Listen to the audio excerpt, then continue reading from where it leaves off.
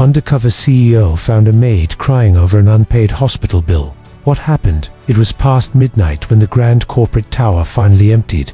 The lights in most offices were out, except for the faint glow of a mop bucket and the soft, tired hum of someone cleaning the endless marble floors. Few people noticed her.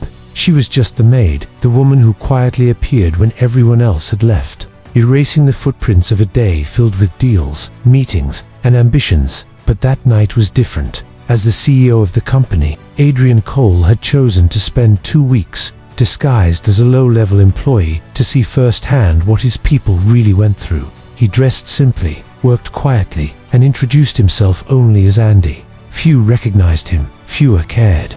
He wanted it that way. And that was when he noticed her, the maid, huddled in a corner with her face buried in her hands.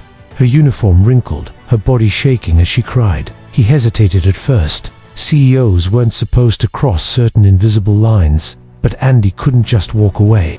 He crouched beside her and gently asked, "Are you all right?" The woman startled, quickly wiping her eyes, embarrassed. "I'm fine," she whispered, forcing a smile.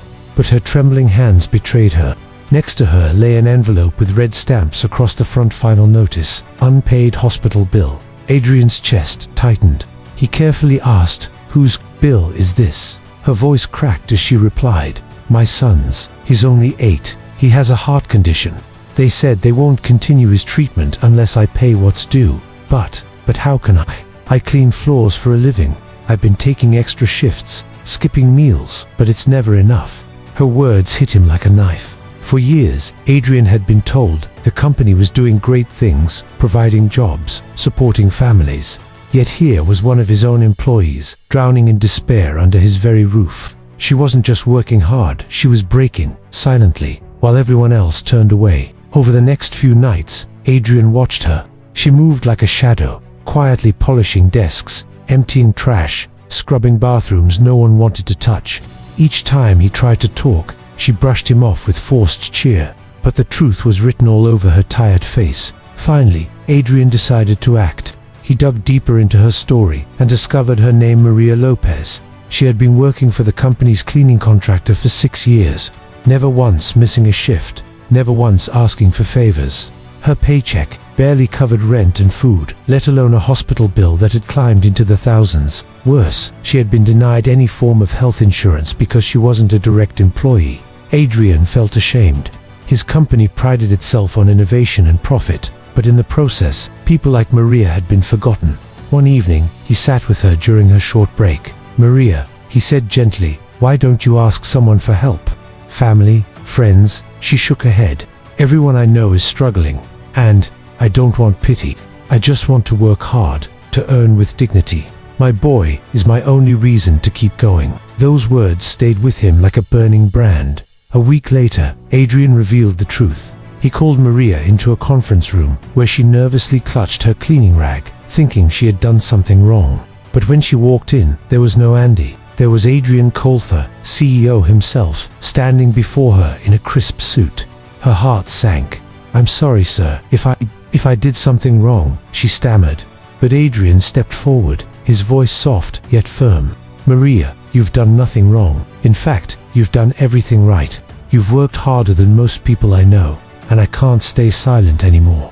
He placed a folder on the table. Inside was proof that her son's hospital bills had been fully paid. Not just the overdue ones, but the upcoming treatments as well. Maria gasped, covering her mouth, tears streaming down her face. "But why? I can't accept this. I don't deserve this," she whispered. Adrian smiled. "You deserve more than this. You've been invisible too long, Maria. People like you are the reason companies like mine stand tall, and it's my job to make sure you're seen." He didn't stop there. Adrian restructured the cleaning contracts, ensuring that every worker like Maria would now receive full health benefits and fair wages. He even launched a scholarship fund for employees' children, starting with Maria's son. When the news spread, it shook the company. Suddenly, the unseen workers, the maids, the janitors, the dishwashers, were no longer faceless. They were part of the family. And it all began with one CEO who chose to listen. Months later, Maria's son had undergone successful surgery. She brought him to the company's annual meeting, where Adrian introduced her not as the maid, but as the woman who taught him the true meaning of leadership. The hall erupted in applause, but Maria's eyes filled with gratitude as she whispered to her son, "See, Mio, kindness still exists in this world." And Adrian, standing on stage, looked out at the crowd and declared, "A company is not measured by its profits, but by how it treats the people who build it, especially the ones no one notices." That moment became a turning point, not just for Maria, not just for Adrian, but for every single person who had ever felt invisible. Moral of the story: sometimes the greatest lessons come from the quietest corners. True leadership is not about power or profit, it is about compassion, about seeing the unseen, and about lifting others when they cannot stand alone.